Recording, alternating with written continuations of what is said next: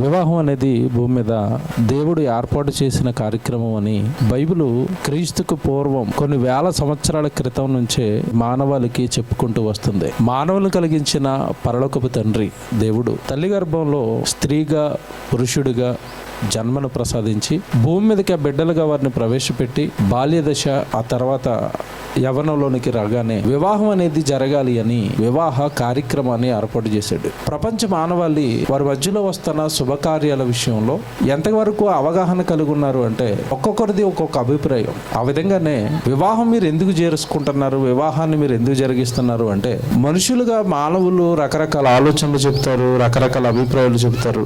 కానీ వివాహ వ్యవస్థను ఏర్పాటు చేసి వివాహం అనే ఒక కార్యక్రమం ద్వారా, ఒక పవిత్రమైన కార్యం ద్వారా వేరువేరుగా ఉన్న స్త్రీని పురుషుణ్ణి దేవుడు ఒక కుటుంబంగా జతపరుస్తున్నాడు. దేవుడు ఎందుకు వివాహ కార్యక్రమాన్ని ప్రజల మధ్యలో ప్రవేశపెట్టాడు?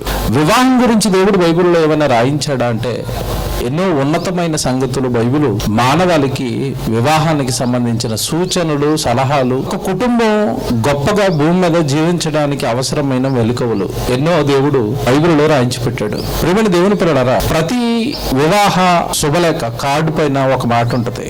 మీ అందరికీ తెలిసిందే వివాహం గురించి. ఏమనుంటుంది చెప్పండి? వివాహము అన్ని విషయములలో, మళ్ళా చెప్పండి, వివాహము అన్ని విషయములలో. అలాగే ఉందా బైబిల్లో? ఇంకేమైనా ఉందా? హెబ్రీ పత్రిక ఏమనుందండి అక్కడ? వివాహము అన్ని విషయములలో ఘనమైనది గాను. వివాహము అన్ని విషయములలో ఘనమైనది గాను. చదువుతున్నారు కదా బైబిల్? హెబ్రీ పత్రిక 13వ అధ్యాయం 4వ వచనం ఉంటుంది. తర్వాత వెంటనే దేవుడు పానుపు నిష్కలంకమైనది గాను ఉండవలెను అని ఉంది బైబిల్లో. ఉందా? ఇప్పుడు వివాహం గురించి దేవుడు రాసిన మాట ఏంటంటే వివాహము అన్ని విషయములలో ఘనమైనదిగా ఉండవలెను. ఉండవలెను ఉంచాల్సింది ఎవరు? అర్థమైంది లేదా ప్రశ్న? మళ్ళీ చెప్తాను. వివాహము అన్ని విషయములలో ఘనమైనది అని మనం కార్డు మీద వేసి వదిలేసాం. మన కార్డు మీద వేశారు. నాకు పెళ్ళి అయిపోయిందని నా కార్డు మీద కూడా వేశారు. మీ వివాహాలు అయిపోయినాయిగా చాలా మందికి. మీ కార్డుల పైన కూడా ఇదే వేశారుగా. ఏమని వేశారు? వివాహం అన్ని విషయములలో ఘనమైనదని వేసి వదిలేశారు. కానీ అక్కడ ఒక మాట ఉంది, పర్టికులర్గా బైబిల్ని మనం పట్టించుకుంటే, దేవుడి మాటను మనం పట్టించుకుంటే, వివాహము అన్ని విషయములలో ఎలా ఉండాలంట? ఘనమైనదిగా ఉండవలెను. దేవుడి కోరిక అది. భూమి మీద మనుషులు పుట్టించిన పరలోకపు తండ్రి ఆలోచనది, సంకల్పం అది. వివాహము అన్ని విషయాల కంటే ఘనంగా ఉండాలి, ఉండవలెను. ఉంచాల్సింది ఎవరు? వివాహం అనే కార్యక్రమం ద్వారా భార్యగా భర్తగా జతపరచబడ్డారు. చూసారు భూమి మీద మానవులు, మనుషులు. వీళ్ళంతా కూడా జరగబడిన వివాహాన్ని ఘనమైనదిగా వీళ్ళ జీవితాలను బట్టి చేయాలి. బ్రతుకుల్లో వివాహం ఘనమైనదిగా, గొప్పదిగా చూపించాలి. ఘనమైనది అంటే చాలా మందికి ఏమర్థమైందంటే ఒక 20 రకాల నాన్ వెజ్లు, 4-5 రకాల స్వీట్లు, మంచి మంచి టెంట్లు, ఆ తర్వాత పెద్ద కళ్యాణ మండపం.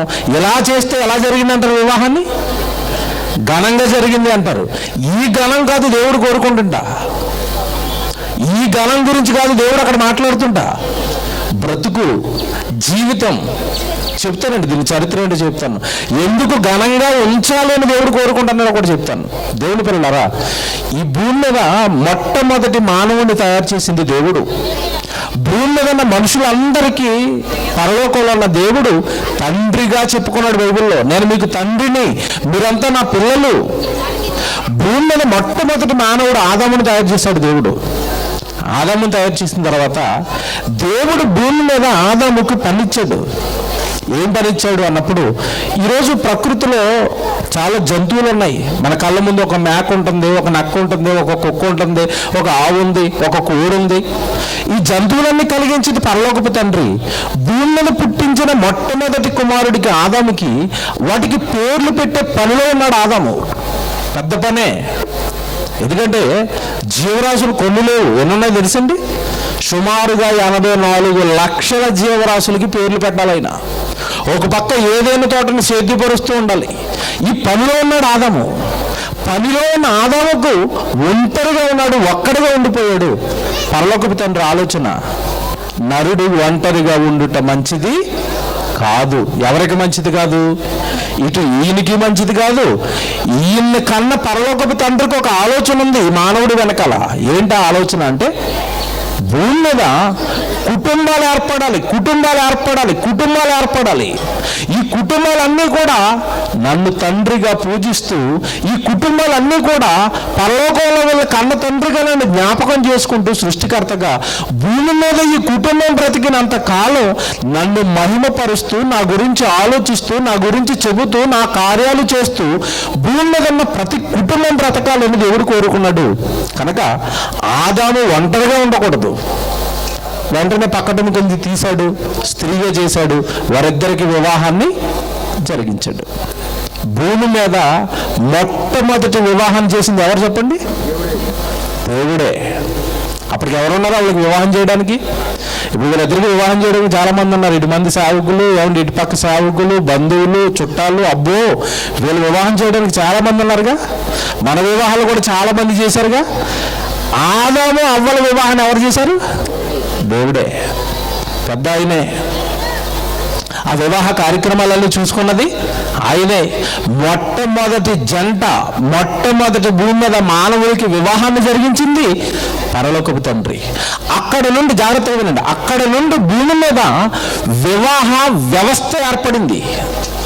ఆ తర్వాత మీరు బైబిల్ అంతా చదవండి. మొట్టమొదట కుమారుడు కయ్యను వివాహం చేసుకున్నాడు. ఆ తర్వాత మీరు అక్కడి నుంచి బైబిల్ చదువుకుంటూ వెళ్ళిపోతే వివాహాలు, వివాహాలు, వివాహాలు, వివాహాలు, వివాహాలు, వివాహాలు. సృష్టిలోనికి వివాహం అనే కార్యక్రమాన్ని ప్రజల మధ్యలో ప్రవేశపెట్టింది దేవుడు. జాగ్రత్తగా వినాలి.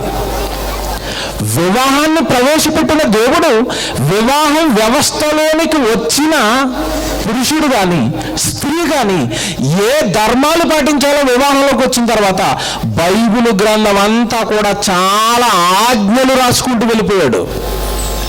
ఇదిగో, ఒక్కసారి మీరు వివాహం అని నేను ఏర్పాటు చేసిన వ్యవస్థలోకి వచ్చిన తర్వాత భార్యగా నీ ధర్మాలు ఇవి, భర్తగా నీ ధర్మాలు ఇవి, నువ్వు ఇలా ఉండాలి, భార్య నువ్వు ఇలా ఉండాలి, భర్త నువ్వు ఇలా ఉండాలి, మీరిద్దరూ మీ ధర్మాలు కరెక్ట్గా నేను చెప్పినట్టుగా పాటించిన నాడు మాత్రమే మీ కుటుంబం బాగుంటుంది.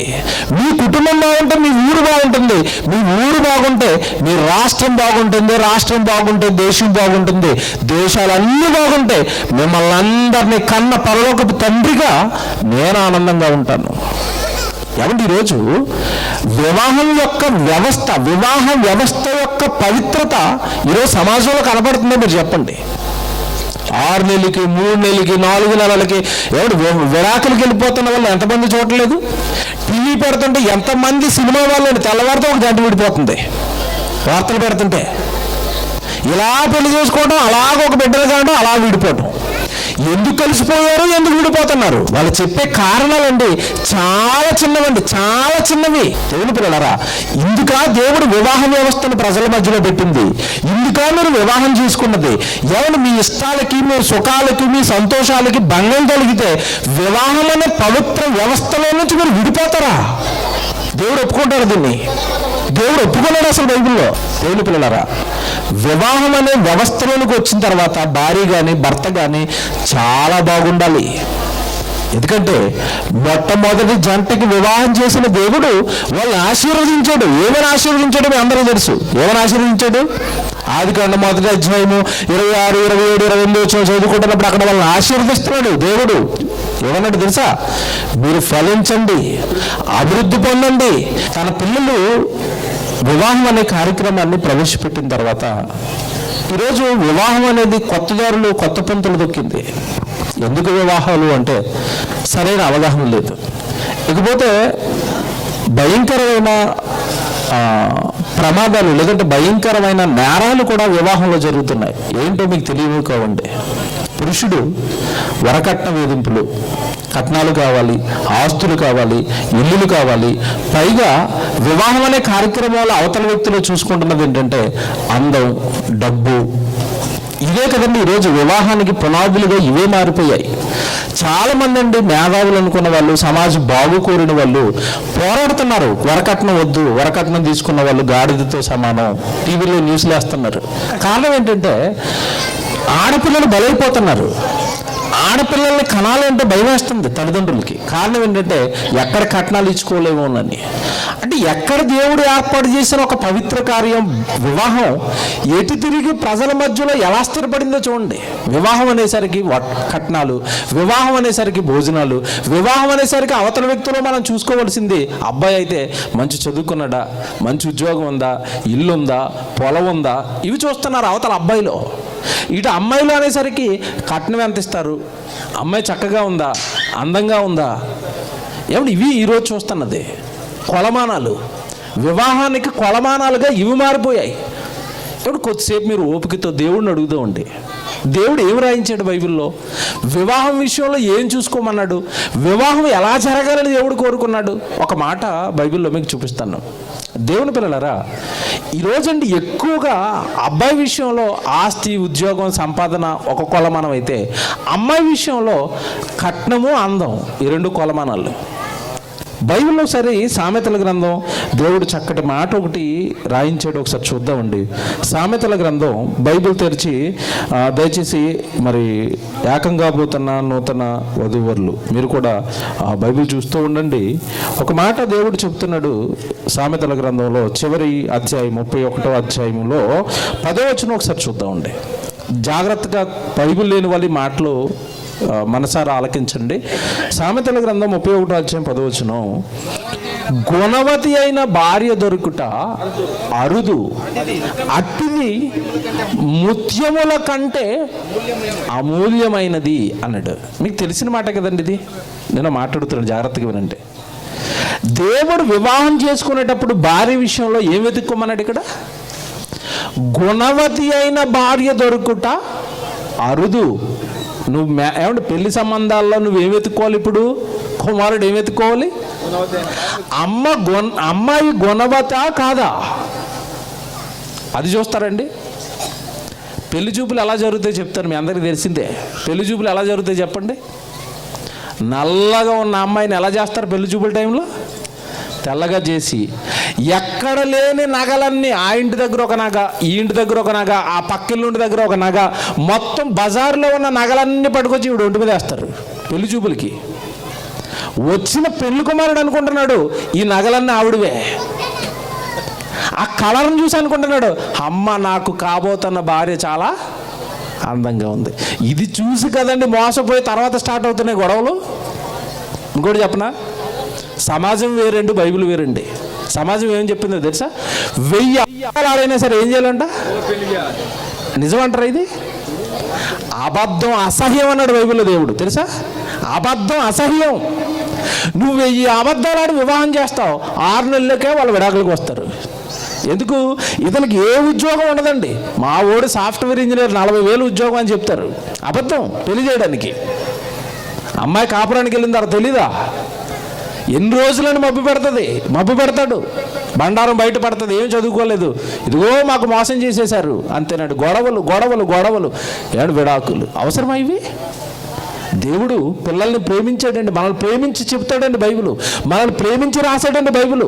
వివాహం చేసుకునేటప్పుడు ఏం వెతుక్కోమంటున్నాడు? గుణవతి అయిన భార్య దొరుకుట అరుదు, అట్టిది. చూడండి ఎంత బాగా చెప్తున్నాడు కింద, ముత్యముల కంటే అమూల్యం. బంగారం కాదు నువ్వు కోరుకోవాల్సింది అమ్మాయి దగ్గర, కట్నం కాదు, ముత్యాలు కాదు, బంగారం కాదు, వెండి కాదు, డబ్బులు కాదు, కట్నం కాదు, గుణం చూసుకో. ఎందుకంటే గుణం చూసుకోవాలి చెప్తాడు. కిందకి వెళ్ళేసరికి అండి మీరు 15వ వచనం చూడండి ఎంత బాగుంటుందో. 15వ వచనం, ఒకవేళ గుణవతి అయితే ఆమె చీకటితోనే లేచి తన ఇంటి వారికి భోజనము సిద్ధపరచును. ఎవరు? గుణవతి. మీరు గ్రామాల్లో ఉన్నారండి, మీకు ఏం తెలీదు. ఒక్కసారి మీరు హైదరాబాద్కి వస్తే పట్టణానికి, అబ్బాయి వంట చేస్తూ ఉంటాడు, అమ్మాయి నిద్రపోతూ ఉంటుంది, తెలుసా? రివర్స్లో ఉంటుంది అక్కడ హైదరాబాద్ అంతా. ఏం ఎక్కువ మాట్లాడితే కట్నం తెచ్చాను నేను, ఎక్కువ మాట్లాడే ఉంటే మా నాన్నతో చెప్తానంటది. చూసారా? ఉద్యోగం చేస్తున్నాను నేను, ఎక్కువ మాట్లాడే ఉంటే నువ్వు ఊరుకోను, నువ్వు చేయి, వంట చేయి, నీళ్ళదే, పాలు ప్యాకెట్లదే, కూరగాయలదే, ఇంకా ఆయన అంతే, ఆయన పని అంతే, ఇంకా అదే పని. ఇంకా ఏమంటే గుణవతిని చేసుకుంటే ఎంత బాగుంటుందంట. ఆవిడ ఉదయాన్నే లేచి ఇంటి వారు అందరికి ఏముంటుందంట? భోజనం వండుతుంది, అత్తయ్య అంటుంది, మామయ్య అంటుంది, ప్రేమగా కుటుంబాన్ని చూసుకుంటుంది. ఇది కదండి ఈరోజు వెతుక్కోవాల్సింది మనం. అమ్మాయి మంచిదే కదా, అబ్బాయి మంచోడే కదా. ఎంత బాగుందండి బైబిల్, ఎంత బాగుందండి బైబిల్ మాటలు ఎంత బాగుంటాయండి. ఇంకా చెప్పనా, ఇంకా మీరు ఈ అధ్యాయం అంతా ఇలా చదువుకుంటూ వచ్చేస్తే 26వ వచనం చూడండి. ఇదే అధ్యాయం అండి, ఆవిడ గురించి చెప్తున్నాడు. 26వ వచనంలో, జ్ఞానము కలిగి తన నోరు తెరుచును, కృప కలిగి ఉపదేశము ఆమె బోధించును, ఆమె తన ఇంటివారి నడతలను బాగుగా, ఇంటివారినంట అత్తయ్య మామయ్య ఏమండి తమ్ముడు అన్న చెల్లి మరిది ఎంత బాగా కుటుంబాన్ని చూసుకుంటుందండి. గుణవతి, గుణవంతుడు. వివాహం విషయంలో వివినెత్తుకోండి పిల్లలారా, జాగ్రత్త అన్నాడు దేవుడు. ఏమండి ఈరోజు కట్నాలని కానుకలని ఏమండి గుణం చూసుకోకుండా, మంచిదా కాదో చూసుకోకుండా వెళ్ళి ఎన్ని పెళ్ళిళ్ళు అండి విడాకులకి వెళ్ళిపోతానో మీకు తెలియదు కదండి. అందం మోసకరం. 30వ వచనంలో చూడండి ఏమంటున్నాడు, 30వ వచనంలోనండి, 30వ వచనం, అందము మోసకరము, సౌందర్యము వ్యర్థము, యెహోవా యందు భయభక్తులు కలిగిన స్త్రీ కొనియాడబడును. వద్దు, అందం వద్దు, మోసకరం, సౌందర్యం వ్యర్థం. గడ్డి పువ్వు లాంటిది అన్నాడు కదండి దేహాన్ని దేవుడు బైబిల్లో. గడ్డి పువ్వు లాంటి శరీరాలు అన్నాడు కదా. గడ్డి పువ్వు ఉదయాన్నే చాలా అందంగా కనబడుతుంది, మధ్యాహ్నం ఎండ వచ్చేసరికి మాడిపోతుంది. అలాంటి దేహంలో కనబడే అందం కోసమా అందం అందం అందం అందం అని ఊరేగావు. అందం ఎంతకాలం ఉంటుందయ్యా, గుణం చూసుకో అన్నాడు. హితోపదేశాలండి. మానవాళి వివాహానికి ముందుగా వెళుతున్న పిల్లలకి దేవుడు చేస్తున్న హితోపదేశాలు ఇవి. కుటుంబం బాగుండాలంటే జాగ్రత్త అనేవి చూసుకో అన్నాడు. దేవుని పిల్లలరా, అలా అంతే కదండి. వివాహం అయిపోయిందా, వివాహం అయిపోయిన తర్వాత కూడా కుటుంబాన్ని తండ్రి, పరలోకంలో ఉన్న తండ్రి కౌన్సిలింగ్ అండి. కుటుంబాలకి కౌన్సిలింగ్ దేవుడు ఎంత గొప్పగా ఇస్తున్నాడు బైబిల్లో అంటే, ఎంత గొప్ప కౌన్సిలర్ అండి. ఈరోజు కుటుంబాలు నిలబడకపోవడానికి గల కారణం ఏంటంటే, చిన్న చిన్న పిల్లలు కదండి, చిన్న చిన్న అనుభవం లేని పిల్లలకి వివాహం చేయగానే చిన్న చిన్న వాళ్ళ మధ్యలో వస్తున్న మనస్పర్ధల్ని, పొరపాట్లని ఏమంటే వాళ్ళు సరి చేసుకోలేక ఇటు ఇవి వచ్చేసి అమ్మగారితో చెప్పడం, ఆయన వెళ్ళిపోయి వాళ్ళ అమ్మనాలతో చెప్పడం, మధ్యలోకి పెద్దలు వచ్చేయటం, పెద్ద పెద్ద గోడలు కదండి. పిల్లలిద్దరు భయభక్తులు కలిగిన వాళ్ళు అయితే, అమ్మాయి అబ్బాయికి వాక్యం తెలిసిన పిల్లలైతే వీళ్ళిద్దరి జీవితాలు ఎంత బాగుంటాయో. వాక్యాన్ని దేవుడిస్తున్న కౌన్సిలింగ్గా, వాక్యాన్ని దేవుడు నాతో చెబుతున్నాడు మా కుటుంబానికి అని కుమారుడు కానీ కుమార్తె కానీ వాక్యాన్ని పట్టించుకుంటే వాళ్ళ జీవితాలు ఎంత బాగుంటాయో, వాళ్ళ బ్రతుకులు ఎంత బాగుంటాయో కొన్ని మాటలు మీకు చూపిస్తానండి. ఈరోజు స్వతహాగా కుటుంబాలు విడిపోవడానికి గల కారణం అండి, ఎక్కువగా ఒకరినొకరు ప్రేమించుకోకపోవటం, ఒకరినొకరు గౌరవించుకోకపోవటం అండి. భార్య భర్తను గౌరవించాలి, భర్త భార్యను ప్రేమించాలి. ఈ చట్టాన్ని దేవుడు వివాహంలో ఒక్కటైన స్త్రీ పురుషులిద్దరికీ కూడా రాసేశాడు దేవుడు. ఒకసారి ఎఫెసీ పత్రిక మీరు చూడండి, 5వ అధ్యాయంలో దేవుడు వీళ్ళిద్దరికీ ఏం చెబుతున్నాడో, వీళ్ళ కుటుంబం బాగుండాలి అంటే, మన కుటుంబం బాగుండాలి అంటే అసలు వివాహం ద్వారా ఒకటైన స్త్రీకి పురుషుడికి దేవుడు ఏం చెప్తున్నాడు మీరు ఒకసారి చూడండి. 22వ వచనం అండి, 5వ అధ్యాయము, ఎఫెసీయులకు రాసిన పత్రిక 5వ అధ్యాయము 22వ వచనం మీరు చూస్తే, స్త్రీలరా ప్రభువులకు వలె మీ సొంత పురుషులకు లోబడి ఉండండి. జాగ్రత్తగా వినండి, ఆగుదామండి. ప్రభువునకు వలె మీ సొంత పురుషులకు మీరేమవ్వాలి, ఏమవ్వాలి? అమ్మాయి జాగ్రత్తగా వినండి, తర్వాత అబ్బాయి వింటాడు, ఇద్దరికి చెప్తాను. ప్రభువునకు వలె సొంత పురుషులకు మీరేం చేయాలి, లోబడాలి. ప్రభువునకు వలె అని ఎందుకన్నాడు? మేము దేవుడి కోసం ఏమైనా చేస్తామండి, మా భర్త మాట మాత్రం మేము అసలు వినమండి. లేరా? దేవుడంటే ప్రేమ ఉంది, భర్త అంటే అసహ్యం. ఇదేంటిది? దేవుడిని గౌరవిస్తాం, దేవుడిని ప్రేమిస్తాం, దేవుడి కొరకు ఏమైనా చేస్తాం, భర్తను పట్టించుకోం, భర్తను ప్రేమించము, భర్త కోసం ఏమీ చెయ్యము. ఇది తప్పండి. ఇక్కడ కరెక్ట్గా దేవుడు ఏం చెప్తున్నాడంటే, మీరు నాకెలా లోబడుతున్నారో మీ సొంత భర్తలకి మీరు కూడా అలాగే లోబడండి. ఏమంటే లోబడటం అనేసరికి చాలామందికి ఎలాగ అర్థమైందంటే, అది ఏదో బానిసత్వంలాగా అర్థమైంది. మేము లోబట్టం ఏంటి? 6 లక్షల కట్నం తెచ్చాను, 4 కాసులు బంగారం తెచ్చాను, కారు తెచ్చాను, బండి తెచ్చాను, ఇంట్లో నువ్వు పడుకుంటున్న పరుపు నాదే, ఆ మంచం నాదే, ఆ ఫ్రిడ్జ్ నాదే. ఏమండి ఆడపిల్లలు మాటలండి. కుటుంబాలు వస్తాయండి మా దగ్గరికి, చాలా కుటుంబాలు వస్తాయి. అన్నయ్య ఇవ్వతో ఈయన అలాగా ఆయన అలాగా, బాబోయ్ ప్రభువునకు వలే, అక్కడ చూడండి బైబిల్ చూడండి ఎంత బాగుందో, ప్రభువునకు వలే మీ సొంత పురుషులకు మీరేం చేయాలి? లోబడటం బానిసత్వం కాదండి. పిల్లలు మనకు లోబడతారు, అరే అది చేయరా అంటే చేస్తున్నాడు, ఆడు బానిస, మనకి గౌరవిస్తున్నాడు, మనల్ని గౌరవిస్తున్నాడు. లోబడటం బానిసత్వం కాదండి, గౌరవించటం. అది పెద్ద అలంకరణ మన జీవితానికి లోబడటం అనేది. దేవుడికి లోబడుతున్నాం, అలాగే భర్తకు కూడా లోబడండి. ఇది స్త్రీలకు చెప్పాడు. మీ కుటుంబం బాగుంటుంది. ఎవడు లోబడితే గొడవలు జరుగుతాయి, మీరు చెప్పండి, జరుగుతాయా? కుటుంబాలు గొడవలు జరుగుతాయని లోబడితే. ఆయన ఏమంటున్నా, ఆయన ఎంత చిరాకులో ఉన్నా, ఆయన ఎంత తిడుతున్నా, సర్లేనండి ఫోన్లేనండి అంటుందనుకోండి, గొడవ పెరుగుతుందా తగ్గుతుందా? మీకు ఒక ఉదాహరణ చెప్తాను. మా ఇంట్లో చిన్న కుక్క పిల్ల ఉంటుందండి, చిన్నది. అది ఏదైనా తప్పు చేసేసరికి మేము కర్రించుకొని ఇలా బెదిరిస్తాం దాన్ని. ఇంకా పెద్ద తప్పు ఏదైనా చేస్తే ఒకటి కొడదాం. కొట్టగానే అది ఏం చేస్తుందో తెలుసండి? దగ్గరండి దాన్ని చూసినప్పుడు నేను చాలా నేర్చుకున్నానండి. నేను ఒక దెబ్బ కొట్టగానే కుక్కపిల్ల అది పారిపోదు, ఎదిరించదు, ఆ దెబ్బ తినేసి అక్కడే ఏడ్చండి. కొద్దిసేపటికి నా పాదాల దగ్గరకు వచ్చి పాదాలు నొక్కుతుంది. దాని కాలు ముందు కాలు ఇలా లేపి నా మీద ఇలా పడుతుందండి. అంటే అర్థం ఏంటి? ఏమంటుంది అది? నేను తప్పు చేశాను, నన్ను క్షమించు. ఎవరిని ఇంకో దెబ్బేస్తారా? ఎత్తుకుంటారు దాన్ని. ఏం చేస్తారు? నేనైతే కర్రలాగా ఈసిరేసండి, ఇలా మీద వేసుకుంటారండి. జాలేస్తుంది దాన్ని చూసేసరికి. ఇంత మొహం ఉంటుందండి చిన్న కుక్క పిల్ల. నన్ను క్షమించు అంటుంది, లోబడుతుంది. లోబడిన వెంటనే దాని మీద ఏం పడుతుంది? ప్రేమ. భర్త ఒక మాట అన్నాడు. ఎవడు బైబిల్ భలేగా ఉంటుందండి, టైం సరిపోవట్లేదు కానీ బైబిల్ భలేగా ఉంటుందండి. భర్త కోపడుతున్నాడు, భర్త అరుస్తున్నాడు. పోలేనండి నేను తప్పు చేశానండి. అరుస్తాడా? వచ్చి కౌగులించుకుంటాడు. చెప్పండి, ఎంత బాగుంటుందండి కుటుంబం, ఎంత బాగుంటుందండి వాళ్ళ దాంపత్య జీవితం, ఎంత బాగుంటుందండి. పోలేనండి తప్పు చేశానండి, అయిపోయిందిగా. లోబడండి. బాగుంది. ఇప్పుడు వీళ్ళేమనుకుంటారంటే మాకే చెప్పాడు దేవుడు, మేమే లోబడాలి. మరి వాళ్ళు ఏం చేయరా? అలాగే చెప్పాడు. లోబడుతున్నారు కదా అని మీరు ఇష్టం వచ్చినట్లు వాళ్ళ ఎడల ప్రవర్తించడానికి కుదరదు. 28వ వచనం చూడండి మీరు. 28వ వచనం ఇక్కడ పురుషులు చెప్తాడు. ఇప్పుడు 28వ వచనం, అటువలనే పురుషులు కూడా తమ సొంత శరీరము వలన తన భార్యలను ప్రేమింప బద్ధులై ఉన్నారు. ఎలా ప్రేమించాలంట?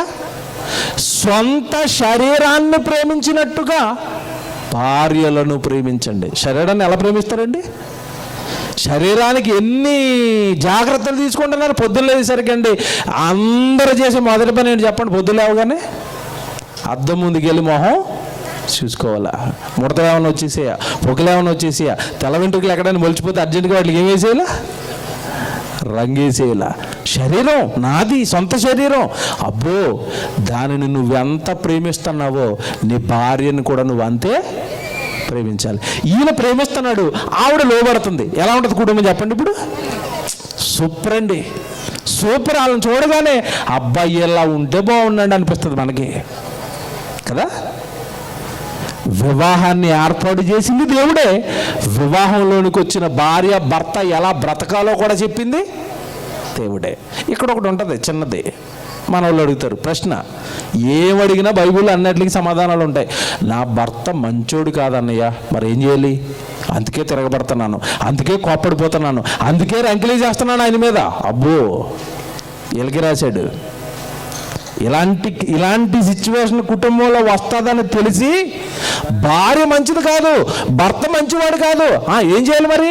గొడవపడి అన్నాడా? తిరగబడండి అన్నాడా? కొట్టుకోండి అన్నాడా? తిట్టుకోండి అన్నాడా? కొరింథీయులకు రాసిన మొదటి పత్రిక చూడండి. బైబిల్ ఏం బైబిల్ అండి. బైబిల్ అనగానే ప్రపంచానికి అర్థం కాలేదండి. కుటుంబాలు బాగుండాలి అంటే బైబిల్ అందరి చేతుల్లోనూ ఉండాలి. కుటుంబం బాగుండాలి అంటే కుటుంబాలకి దేవుడు ఏమి రాశాడో అందరికీ తెలియాలి. కొరింథీయులకు రాసిన మొదటి పత్రిక 7వ అధ్యాయము 10వ వచనం చూడండి ఒకసారి. కొరింథీయులకు రాసిన మొదటి పత్రిక ముగించేస్తానండి. ఇక 7వ అధ్యాయం 10వ వచనం, మరియు పెండ్లి అయిన వారికి నేను కాదు ప్రభువే ఆజ్ఞాపించినదేమనగా. పెండ్లి అయిన వారికి ఆజ్ఞ, పెండ్లి అయిన వారికి ఆజ్ఞ, పెండ్లి అయిన వాళ్ళకి ఆజ్ఞ. ఆజ్ఞ అంటే అర్థం ఏంటి చెప్పండి? ఆర్డర్. ఖచ్చితంగా నువ్వు పాటించాల్సిందే. ఆజ్ఞాతిక్రమం పాపం, పాపానికి వచ్చే జీతం నరకం. ఇప్పుడు పెళ్లిలో దేవుడిచ్చిన ఆజ్ఞలు పాటించకపోయినా ఏమవుతుంది? నరకమే. ఆజ్ఞ అన్నాడు అంతే అక్కడ. పెళ్ళైన వారికి నేను కాదు, ప్రభువే ప్రభువే ఆజ్ఞాపించినదేమనగా చెప్తాడు. ఏంటి ఆజ్ఞలు? ఇప్పుడు చూడండి ఏమన్నాడు, భార్య భర్తను ఎడబాయకూడదు, ఎడబాసిన ఎడల పెండ్లి చేసుకొనకుండవలెను, లేదా తన భర్తతో సమాధాన పడవలెను. మరియు భర్త తన భార్యను పరిత్యజింపకూడదు. ప్రభువు కాదు, నేనే తక్కిన వారితో చెప్పినదేమనగా, ఏ సహోదరునికైనాను అవిశ్వాసురాలైన భార్య ఉండి ఆమె అతనితో కాపురము చేయ ఇష్టపడిన ఎడల అతడు ఆమెను పరిత్యజింపకూడదు. తప్పులున్నాయని, మంచిది కాదు అని, అవిశ్వాసని చెప్పిన మాట వింటలేదని నువ్వు భార్యను విడిచిపెట్టకూడదు. భర్త మంచివాడు కాదు అని కారణాలు చెప్పి భర్తను కూడా నువ్వేం చేయకూడదు. అసలు ఒక్కసారి వివాహం అయిన తర్వాత ఇంకా విడాకులు అనేది లేదు. జీవితకాలం మీరే భార్య భర్తలుగా జీవించాలి. పరాయి పురుషుడి వైపు నువ్వు చూడకూడదు, పరాయి స్త్రీ వైపు నువ్వు చూడకూడదు. ఒక పురుషుడికి ఒక భార్య, ఒక స్త్రీకి ఒక భర్త. ఇది బైబిల్ ఉంది. ఇంకెక్కడ వ్యభిచారాలు జరుగుతాయి, ఇంకెక్కడ విడాకులకు వెళతారు, ఇంకా కుటుంబాలు ఎంత ఘనంగా గొప్పగా ఉంటుందంటాయండి. బైబిల్లో ఉన్న దేవుడి వాక్యాలను పాటిస్తే, దేవుడి వాక్యాలను పట్టించుకొని ఉంటే విడిచిపెట్టండి. అవిశ్వాస నీ పరిశుద్ధ ప్రవర్తనతో, నీ ప్రేమతో ఆయన మార్చుకో. అవిశ్వాసరాల నీ మంచి మాటలతో, నీ ప్రేమతో అవిశ్వాసరాలైన నీ భార్యను మార్చుకో. దేవుడండి, దేవుడు. ఎవరు ఇప్పుడంటే కోర్టులు వచ్చి పోలీసులు వచ్చేసండి, అంటే పోలీసులకి కోర్టులకి వెళ్ళిపోతున్నారు. కానీ ఒకప్పుడు ప్రతి గొడవ ఎక్కడ చక్కబెట్టుకునేవారు చెప్పండి? గ్రామంలో గ్రామ పెద్దలు ఉండేవారు, మీకు తెలుసు కదా. ఇంట్లో వచ్చిన ప్రతి సమస్య అక్కడికి వెళ్ళేవారు, అక్కడే చక్క పెట్టుకునేవారండి. పెద్దలు ఒక మాట చెప్పేవారండి. అప్పుడు ఏమనేవారు, ఒరే ఏమైనా ఉంటే చక్క పెట్టుకోండిరా, సర్దుకోండిరా, మీరు చదివించుకోండిరా, వెళ్ళి కలిసి కాపురం చేసుకోండి. మనుషులుగా పెద్దలే ఇంత మంచి మాట చెప్తే పరలోకంలో ఉన్న తండ్రి ఎంత గొప్పగా చెప్తున్నాడు చూడండి. భార్య నువ్వు లోబడు, భర్త నువ్వు ప్రేమించు. ఏమైనా ఇద్దరి మధ్యలో చిన్న చిన్న పొరపాట్లు వస్తే ఒకరినొకరు సమాధాన పడండి, చక్కగా ఉండండి. మీ ఇద్దరిని జతపరిచింది, మీ ఇద్దరిని ఒకటి చేసింది పరలోకంలో ఉన్న కన్న తండ్రిగా నాకు మహిమ తెస్తారని తప్ప మీరు గిల్లి కజ్జాలు పెట్టుకుని, గొడవలు పెట్టుకుని విడిపోయి నాకు అభాసుపాలు చేస్తారని కాదు. దేవుని పిల్లరా, చివరిగా కొన్ని మాటలు చూపిస్తానండి. దేవుడు ఎంత గొప్ప మాటలండి బైబిల్లో దేవుడు రాయించాడు అంటే, వివాహం ఘనమైనది, వివాహం ఘనమైనది, వివాహం ఘనమైనదని ఘనంగా ఉంచాలని ఎందుకు కోరుకున్నాడు అంటే, వివాహం ద్వారా ఒక్కటైన ఈ జంటకు 1 సంవత్సరం తర్వాత దేవుడు ఒక గిఫ్ట్ ఇస్తాడు. ఏంటి? గర్భఫలము యెహోవా ఇచ్చు బహుమానం. ఎవరు? బిడ్డ. ఈరోజు మనమందరం ఇస్తాం బహుమానాలు, సంవత్సరం తర్వాత దేవుడు ఇస్తాడు. ఆ దేవుడిచ్చిన గర్భఫలం బిడ్డని దేవుడి కొరకు వీళ్ళిద్దరు కలిసి పెంచాలి. మనమంతా కలిసి మన బిడ్డలను దేవుడి కోసం పెంచాలి. అలా పెంచిన నాడు మనకు జరిగిన వివాహం ఏమవుతుందో తెలుసా? ఘనమైనదిగా దేవుడి దృష్టికి కనబడుతుంది. భూమిని నిందించండి, భూమిని నిందించండి పిల్లలతో కోరుకున్నాడు. ఆ పిల్లలు కూడా పరిశుద్ధులు, పవిత్రులైన పిల్లలు కావాలి. కనుక వివాహం ద్వారా ఒకటి చేస్తున్నది దేవుడు బిడ్డల కోసం, బిడ్డల్ని ఇస్తున్నది దేవుడు. ఆ బిడ్డల్ని తిరిగి మరలా పరలోకంలో ఉన్న కన్న తండ్రి కొరకు పెంచాల్సిన బాధ్యత కూడా మనదే. కనుక వివాహం అనే కార్యక్రమాన్ని దేవుడు ఏర్పాటు చేశాడు. వివాహం అనే కార్యక్రమం ద్వారా దేవుడు ఎవడు వేరువేరుగా ఉంటున్న బిడ్డలిద్దరిని ఒక్క కుటుంబంగా మారుస్తున్నాడు. ఆ కుటుంబానికి ఎన్నో ఆజ్ఞలు, ఆ కుటుంబానికి ఎన్నో సంగతులు బైబిల్లో చెప్పాడండి. దేవుడి పిల్లలారా, బైబిల్లోనండి ఒక అకుల ప్రిస్కిల్ల కుటుంబం ఉంటుంది. పౌలు గారు జరిగిస్తున్న సువార్త కార్యక్రమాలలో ఏమన్నా వాళ్ళు జరిగించిన సేవ, వాళ్ళు పడిన కష్టం దేవుడి కోసం అండి. చాలా చోట్ల పత్రికల్లో పౌలు గారు ఆ కుటుంబాన్ని జ్ఞాపకం చేసుకుంటూ ఉంటాడు. అంటే దేవుడి దృష్టిలో నిలబడిపోయిన కుటుంబం అది. ఈరోజు ఎన్ని కుటుంబాలు మళ్ళీ దేవుడి దృష్టిలో నిలబడుతున్నాయి? బైబిల్లో దేవుడి దృష్టిలో నిలబడిన కుటుంబాలు ఉన్నాయి, దేవుడి దృష్టికి అసహ్యమైన కుటుంబాలు కూడా ఉన్నాయి. ఆహాబు, యెజబెలు పేరు చెప్పగానేనండి బైబిల్లో ఎంత దారుణంగా ఆవిడ క్యారెక్టర్ ఉందో మీకు తెలుసు కదా. ఆవిడ కూడా ఒక కుటుంబమే, దేవుడికి ద్రోహం చేసిన కుటుంబం. అనే సత్రాలు దేవుడికి ద్రోహం చేసిన కుటుంబాలండి ఇవన్నీ. దేవుడిని నిలబెట్టిన కుటుంబాలు ఉన్నాయి. దేవుడి కొరకు బ్రతికిన కుటుంబాలు ఉన్నాయి. ఈ కుటుంబాలన్నిటిని దేవుడు ఇలా జతపరిచి ఒకటి చేసి ఈ కుటుంబాల ద్వారా తనకు మహిమ తెచ్చుకోవాలని, తన పనిలో ఉండాలి అని, వాళ్ళ గర్భాన్ని పుట్టబోయే బిడ్డలకి దేవుడు పనిలో ఉంచి దేవుని సేవకులు చేయాలి అని వివాహం అనే కార్యక్రమాన్ని దేవుడు చేస్తున్నాడు తప్ప వేరే ఏవో లోకం అనుకుంటున్న కారణాలతో స్త్రీ పురుషుడు ఏకం కావటం లేదు. మర్చిపోద్ది. వివాహం ఏర్పాటు చేసిన దేవుడే వివాహం గురించి ఇన్ని గొప్ప సంగతులు చెప్పాడు. కాబట్టి కొద్దిసేపట్లో భార్యగా భర్తగా ఏకంగా పోతున్న బిడ్డలిద్దరూ కూడా దేవుడు కోరుకున్న మంచి కుటుంబంగా, మంచి భార్య భర్తలుగా ఎదగాలి అని వారందరి కొరకు ప్రార్థన చేద్దాం. బిడ్డల కోసం ప్రార్థన చేసి నా ప్రసంగాన్ని ముగిస్తాను.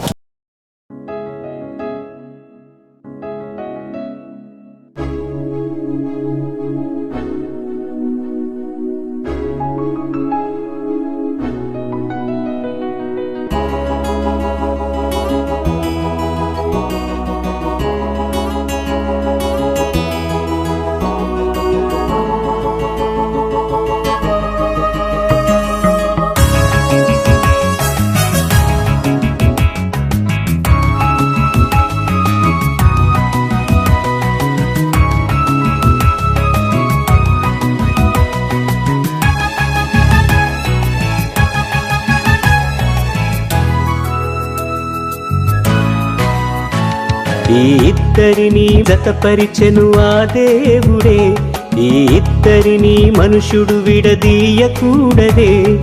ఊరి పెద్దలైనా, న్యాయమూర్తి అయినా, తల్లిదండ్రులైనా, సంఘకపరైనా మరణించినంత వరకు వేరు చెయ్యకూడదే. ఏ ప్రియుడు ప్రేయసైన వేరు చెయ్యకూడదే. ఈ ఇద్దరిని జతపరిచెను ఆ దేవుడే, ఈ ఇద్దరిని మనుషుడు విడదీయకూడదే.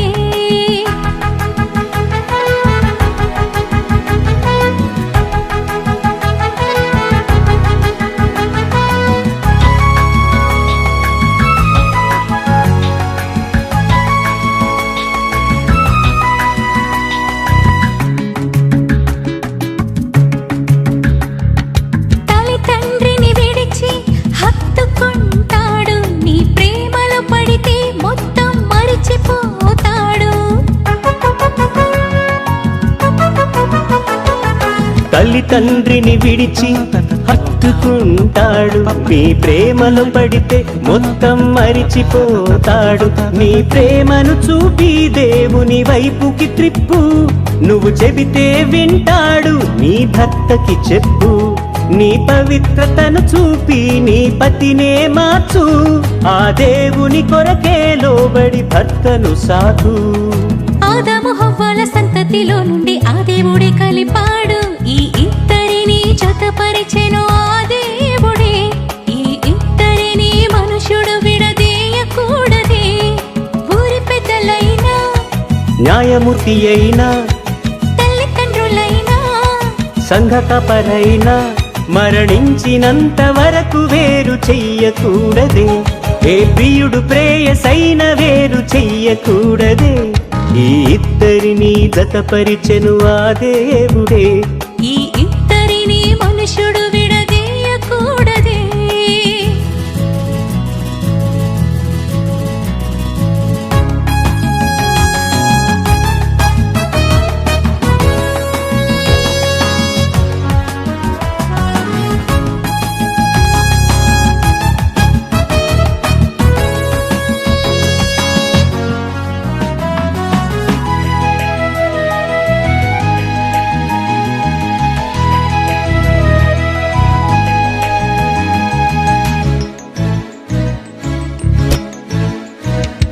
భార్యను విడనాడితే అసహ్యించుకుంటాడు, అన్యాయం జరిగిస్తే సాక్షిగా అవుతాడు.